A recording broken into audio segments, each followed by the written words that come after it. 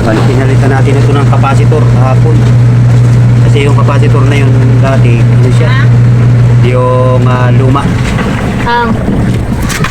Dito. Luma kasi ito, yan. Yung 9 microfarad lang. Tapos pinalitan natin ng 10 yung microfarad. Kaya lumakas na yung ikot niya. Hapon ang hina niya eh. So yan po, at okay na. Pati yung dryer niya. Okay na po yan, parehas. Wala namang ground. Pinalitan natin ng mga bagong motor yan. Iayos natin yung linya. So yun, maraming salamat. So yun, bago po tayo magsimula at mag-intro muna tayo mga ka-rewind.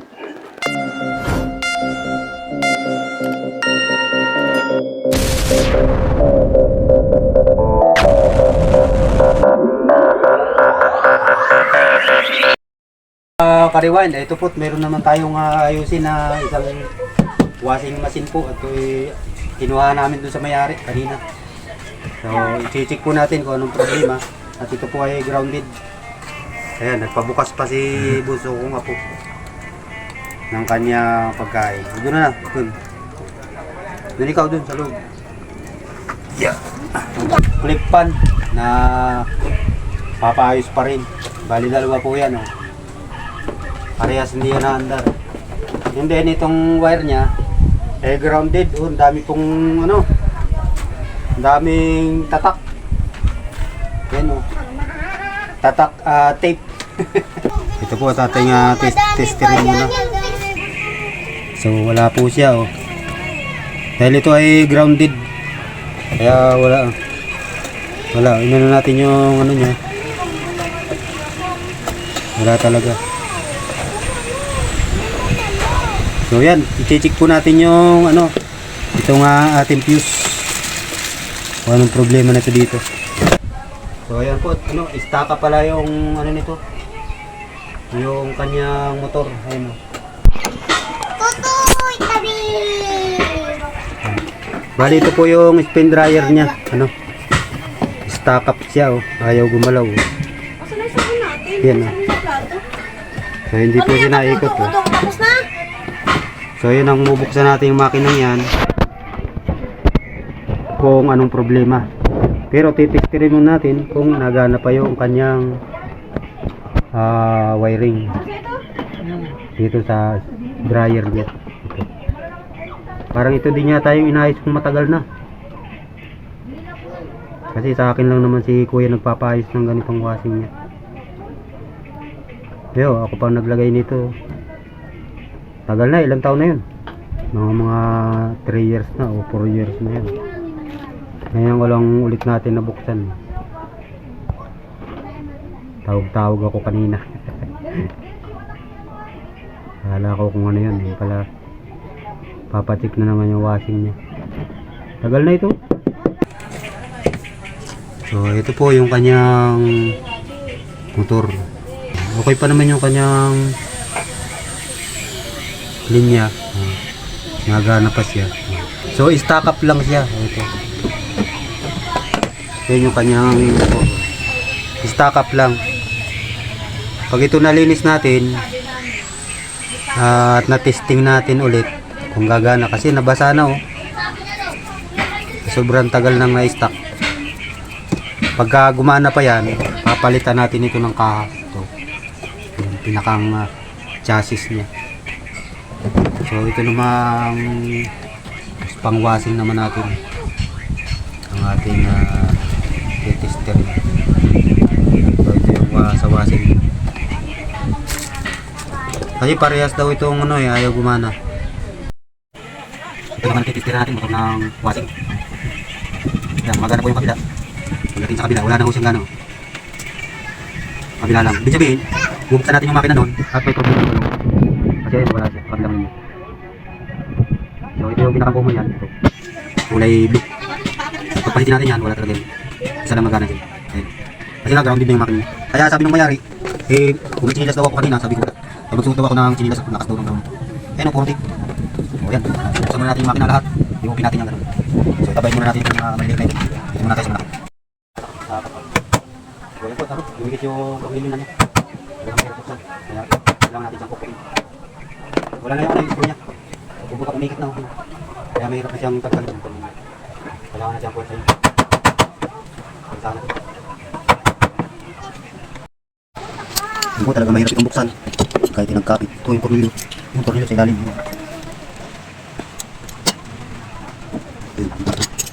Kung nahihirapan tayo mabukas. Yan, pinakamilalim yung tornilyo. Malaki yung isang laki. Nakatulog yung isang laki.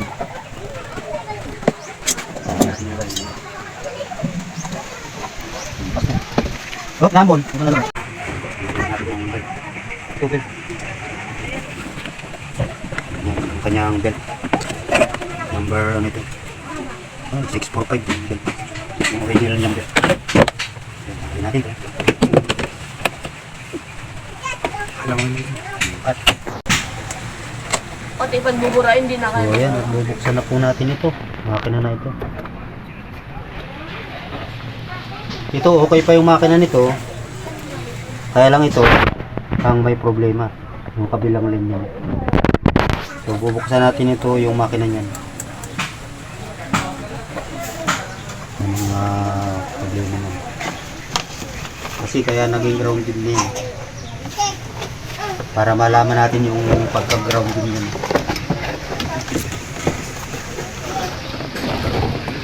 Okay natin para lumag. Super skip. Yun, huwag na. Kanina hindi talaga makikit. So, titestingin natin, pag-ikutin natin. I-rerekta muna natin siya. Para malaman ko na nandali siya. Pero kahit yun na. Atin na lang siya. Ano sila niya ka-search? Yung motor ay yung ikot yun. Hindi walang problema yung kanila. Yan po, ating sasaksak kung gagana na. Ay, wala po. Bukat na. Yan po. Kaya pala ayaw gumana dahil sira itong ano, fuse. Kung ilang ampere ito. Anong ampere yan? Tignan mo kung anong ampere. Mamaya, dito na yon. Nag-aasikaso lang ng malaking fuse. Yan, ito yung isa oh. Ito yung maliit, yung dating nakakabit, ito yung kakabit natin malaki. Para okay. Mahaba. Oh. Ito yung ating inaayos kahapon habang bumabagyo. So ito po ay binuksan natin kahapon at ang problema nito ay mga makina. Kaya ako po ay nagpabili ng bago sa kanila. Pinamili ko sila kung i-rewind ko ba ito o bibili sila ng bago o second hand. Kumbaga tatlong option. So pinamili ko sila kung ano ang gusto niya. So ang gusto niya, ayan, bumili sila ng bago. Kaya itong bago ay ikakabit natin. So itong isa, i-rewind natin ito. Hindi nito siguro fry na yan. Dahil hindi niya kinuha. So ayan, step by step po natin yung gagawin. Abangan po natin ito kung paano siya natin buuin. Naikabit na po natin yung mga bagong motor. Ayan, oh. Ito luma po itong nasa ibabaw na ito. Yung sa preno. Ayan. Ayan, puro bago na po yan. At ang ipinalit na mga motor. Washing po at dryer yan. Pinalitan po natin. Ayun yung mga luma. Ito yung isa pa. Ayan po. Mga sira na po yan. Mga grounded na. So yan, iwawirin na lang po natin maya maya. Sasalpak lang natin yung kaha niya. So ayan po, iwawirin na tayo. Kuhanin po natin yung ating dalawang common. Dalawang kulay blue. Kulay blue. And then capacitor. Kaya green. Ito po yung dalawang ano niya sa capacitor. Ating pinula na. Naman po kahit magkabayad dito sa capacitor. Kasi naman ay left and right lang. Yung wiring po ito sa timer sa taas.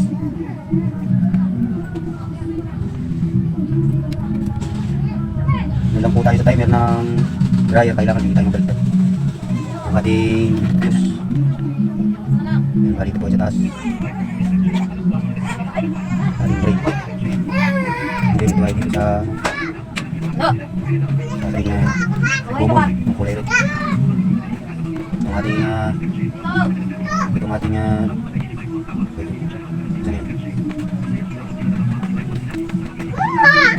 para magkabasa tayo. Parang dito. Sa ating common wire. Parang light niya. Line 2 sa line 1. Ating ang na-wire na po natin. Ito po yung pinakang itong kulay blue, ang pinakang line 1. And then itong kulay nasaan ba yun? Ating kulay na yun. Ito po yung ating pinakang niya sa line 1. Ito yung line 2, ay line 2, line 1. So yan yung sa capacitor niya na kinuha natin. So okay na siya. Yung pasok niya dito siya lumabas sa capacitor. So ayan po, okay na yan. Pero naman po sa dryer, talaga single lang yan sa gray natin. And then yung dito sa kulay gray, yan po yung nakadirekta sa ating line. So yan, okay na po, iayos lang po natin. And then i-deliver natin ito mamaya sa mayari. So yun, lalagyan natin ng mga cover para hindi siya mag-short. So ayan po, okay na. Bali ang ginawa po natin ay hindi na natin pinalitan ng capacitor kasi ito okay pa naman yung dating capacitor niya. So ayan, at Totoy! babalik natin sa ayos. Malo. Yan, okay na po yung ano niyan. So isasaksak natin para ating matesting na. Ikutin natin. So, yan po yung kanyang dryer niya. Maganda na po siya. Sa labas! And then yung ating namang washing. Yan, gumagana na po siya. Kaya lang may problema pa tayo. Papalitan natin ito ng capacitor na 10 microfarad itong ating washing. Yan o, medyo hirap po siyang umikot. Yan o. Kumbaga yung puwersa niya, wala. Hindi ramdam yung puwersa niya sa unang pasok ng kuryente niya. Yan o. Kasi yung ating capacitor na gamit ngayon dyan ay 9 lang microfarad. Kaya hindi niya kaya. Sabihin ko doon sa mayari, papalitan natin ito ng 10 microfarad na capacitor. Kasi hindi ito makakalaban ng maayos. Yan, mahina ang puwersa niya.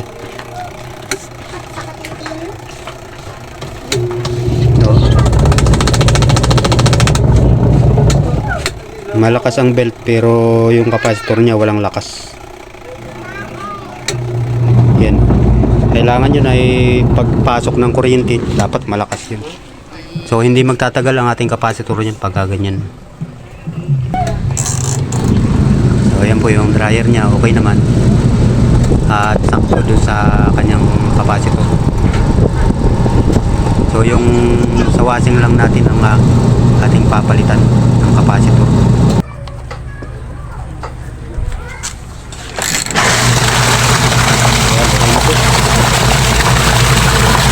Ikot. Bali, pinalitan natin ito ng capacitor kahapon. Kasi yung capacitor na yun dati, ano siya? Yung luma. Hindi na po. Luma kasi ito, yan. Yung 9 microfarad lang. Tapos pinalitan natin ng 10 yung microfarad. Kaya lumakas na yung ikot niya. Kahapon ang hina niya eh. So, yan po, okay na. Pati yung dryer niya. Ayan. Okay na po yan parehas. Wala namang ground. Pinalitan natin ng mga bagong motor yan. Niayos natin yung linya. So yun. Maraming salamat po sa inyo lahat. So yun. Shoutout po sa inyong lahat. Ating mga taga-subaybay dyan. Ito po at may naayos naman tayo isang washing at dryer po ito. Parehas po natin yung pinalitan ng makina. Yan. Okay na siya. So yun, maraming salamat po sa inyong lahat. Sana po huwag po kayong magsawang sumabibay sa aking mga ginagawa na pagre-rewind at pag-repair ng washing. Salamat po sa inyong lahat. Ingat bawat isa.